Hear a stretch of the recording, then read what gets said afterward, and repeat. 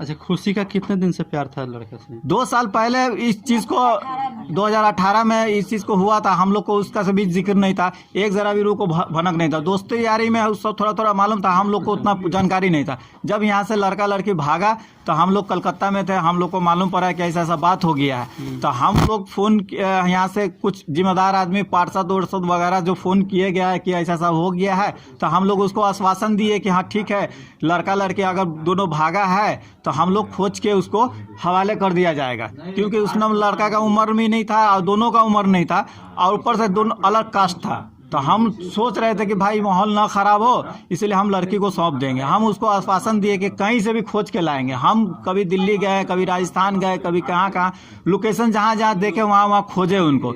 एक जगह मालूम पड़ा है तो हम वहाँ से दोनों को बरामद किए। बरामद करने के बाद हम यहाँ फ़ोन किए, यहाँ जिम्मेदार आदमी को फ़ोन किए, जिम्मेदार आदमी फ़ोन किए, गाँव के समाज के वार्ड पार्षद रियाज गुड्डू है और उसके बाद वो क्या नाम है उसका, अरे उसका नाम क्या है, मजहर। वो लोग हमको फ़ोन किया। उस दरमियान में शंभू साहब अपना पावर का जोर लगा के मेरे पापा को जेल करवा दिया था। फिर भी हम लोग इस चीज़ को हम बोल भी रहे हैं कि देखिए हाथ पैर जोड़ रहे हैं, आप भी खोजिए, आपकी लड़की गायब हुई है, हमारी लड़की भी लड़का भी दोनों बेटा, आप भी खोजिए, आप अपने लड़की को अपने पास खोजिए, हम भी खोज रहे हैं। जहाँ तक हमारा ये फील्ड है वहाँ तक हम खोजेंगे, आपका जहाँ तक रिश्तेदारी है वहाँ खोजिए। हम लोग खोज ही रहे थे, 1 महीना खोजने सिलसिले में लगा, मोला बरामद हो गया। यहाँ के जिम्मेदार आदमी जो आदमी पार्षद है रियाज गुड्डू, ये सब बुलाया गया कि यहाँ लेके आओ मेरे पास, हम बैठ के कॉम्प्रोमाइज़ करवा देंगे। अच्छा, बैठ के प्रशासन के सामने, गांव समाज के सामने, पंचायत के सामने कॉम्प्रोमाइज़ करवा देंगे।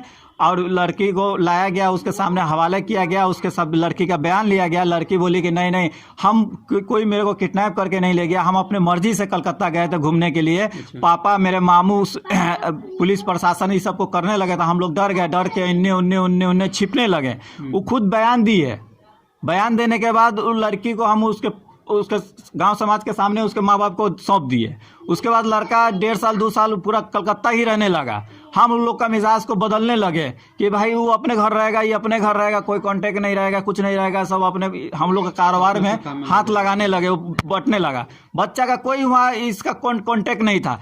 अब ये 1 महीना से क्या कैसे कांटेक्ट हुआ, क्या हुआ, लड़की खुद कांटेक्ट की, क्या किया, वो तो लड़का ही जानता है। क्योंकि हम लोग को मालूम नहीं कि फ़ोन पे अब किससे बात कर रहा है। हम लोग के सामने अगर बात किया जाए कि हाँ ये चीज़ बात हो रहा है, तब ना हम लोग समझेंगे कि घर में बात हो रहा है, बाहर में क्या कर रहा था, कैसे बात कर रहा था, हमको कुछ पता नहीं।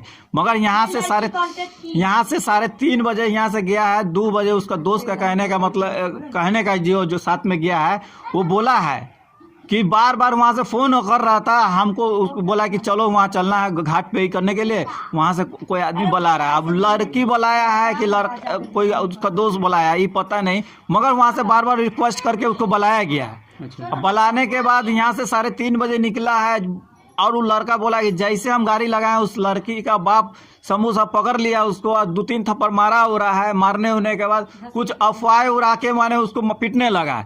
तो वहाँ का गांव समाज भी बोला कि नहीं नहीं, ये चोर चोर नहीं, ये तो इसका दामाद है।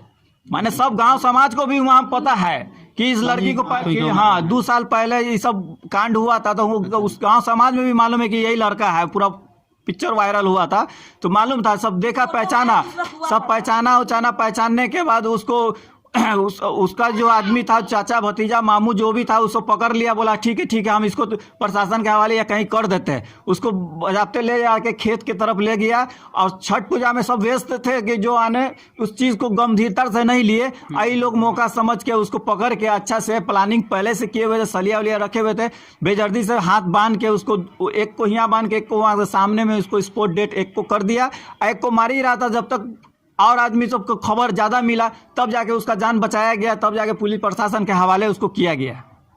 बस यही चीज़ है। देखिए, मतलब इतना बड़ा घटना हो जाता है, पुलिस प्रशासन मौन है, कहीं ना कहीं कार्रवाई करना चाहिए उनको। और जबकि समझ सकते हैं, यानी 2 लोग को, मतलब एक आदमी तो गंभीर हालात में है और एक आदमी को स्पॉट पे ही मतलब मार दिया गया। कहीं ना कहीं मतलब यहाँ के विधायक से भी हम निवेदन करते हैं कि वो भी मतलब इस मामला को एक्शन में ले और तुरंत इस पर कार्रवाई कराए। इस मामला को मुजफ्फरपुर एसपी को संज्ञान में लेना चाहिए और तुरंत इस पर कार्रवाई करने की ज़रूरत है। तब तक बने रहिए हमारे साथ, देखते रहिए निमन टीवी।